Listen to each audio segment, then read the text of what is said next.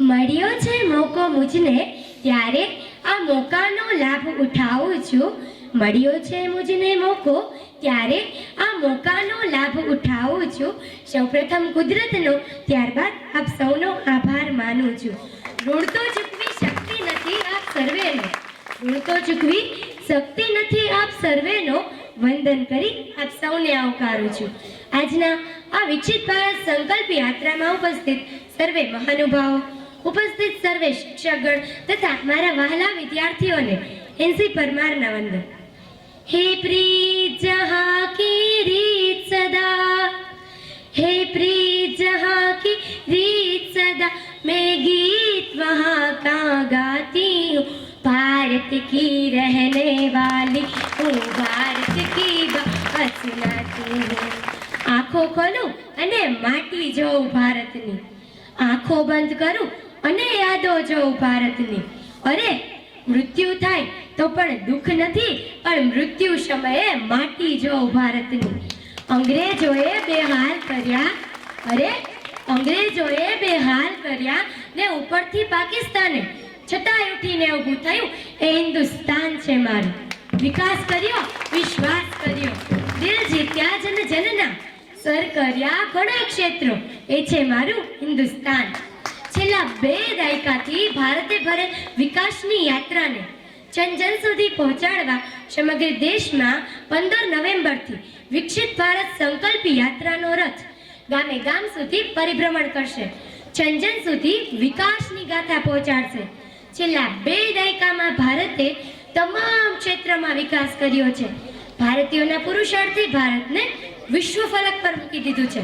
ભારત જેવા વિકસિત દેશમાં કૃષિથી માંડીને ઉદ્યોગ, પીવાના પાણીથી માંડીને માળખાકીય સવલતો, શિક્ષણથી માંડીને રોજગાર અને પરિવહનથી માંડીને પ્રવાસન જેવા તમામ ક્ષેત્રે ભારતે પરિવર્તનો ઉડીને આંખે વળગે છે. કિસાનોને સુખી કરવા કૃષિ મહોત્સવ, જળ સંચાલન અભિયાન, પીએમ કિસાન યોજના, પાક વીમા યોજના તેમજ કિસાનોને વૈજ્ઞાનિક ખેતી તરફ વાળ્યા અને તેને ઓછા ખર્ચે વધુ ઉત્પાદન મેળવવા ગ્રીન હાઉસ, નેટ હાઉસ જેવી તમામ યોજનાઓની શરૂઆત કરવામાં આવી. ગ્રામીણ લોકોના આર્થિક વિકાસ અને તેને આત્મનિર્ભર બનાવવા સરકારશ્રી દ્વારા મિશન મંગલમ, રાષ્ટ્રીય ગ્રામીણ આજીવિકા અને મિશન યોજનાની શરૂઆત કરવામાં આવી. તેમજ ગ્રામીણ ગરીબ બહેનોના નાના નાના સખી મંડળો શરૂ કરવામાં આવ્યા.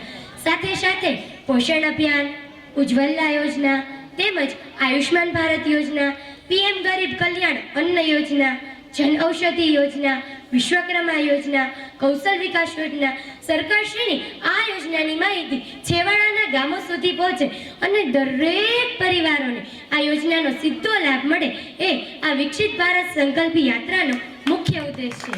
ભારતમાં શિક્ષણનું સ્થાન ઊંચું રહે એ માટે નક્કર કાર્યો છેલ્લા 2 દાયકામાં કરવામાં આવ્યા છે. જેમ કે શાળા પ્રવેશ ઉત્સવ, ગુણોત્સવ, કોમ્પ્યુટર લેબ, સ્માર્ટ ક્લાસ, શિષ્યવૃત્તિ જેવી તમામ યોજનાઓની શરૂઆત કરવામાં આવી. હાલ ભારતમાં 39 કે તેથી વધુ યુનિવર્સિટી કાર્યરત છે. જે પૈકી ગુજરાતમાં સૌપ્રથમવાર ચિલ્ડ્રન યુનિવર્સિટીની પણ શરૂઆત કરવામાં આવી. સરકારે ગુજરાત નોલેજ સોસાયટીની સ્થાપના કરીને આપણા ગુજરાતના યુવાનો માટે રોજગારીની તકો વધારવા પ્રયત્ન કર્યો. જેમ કે વિશ્વ કક્ષાની ફોરેન્સિક યુનિવર્સિટી, રક્ષા શક્તિ યુનિવર્સિટી અને પંડિત દીનદયાળ પેટ્રોલિયમ યુનિવર્સિટી જેવી યુનિવર્સિટીઓ ધરાવતો ગુજરાત પ્રથમ રાજ્ય છે. અને અંતમાં હું તમને મારી 2 પંક્તિઓ સંભળાવીને મારી વાતને પૂર્ણ કરવા માંગીશ કે 75 સાલ હુએ આઝાદી કો, 75 साल हुए आज़ादी को, चलो आज एकता दिखाते हैं, चलो आज एकता दिखाते हैं, सभी साथ मिलके विकसित भारत महोत्सव मनाते हैं, विकसित भारत महोत्सव मनाते हैं.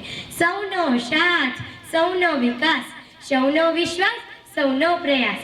અખંડ ભારતનું સમણું છે, અખંડ ભારતનું સમણું છે આજ અમારી આંખોમાં. સમર્થ ભારત સર્જીશું પુરુષાર્થ કરી આ જીવનમાં. સ્વચ્છ ભારત, સ્વસ્થ ભારત, સમર્થ ભારત. ભારત માતા કી જય.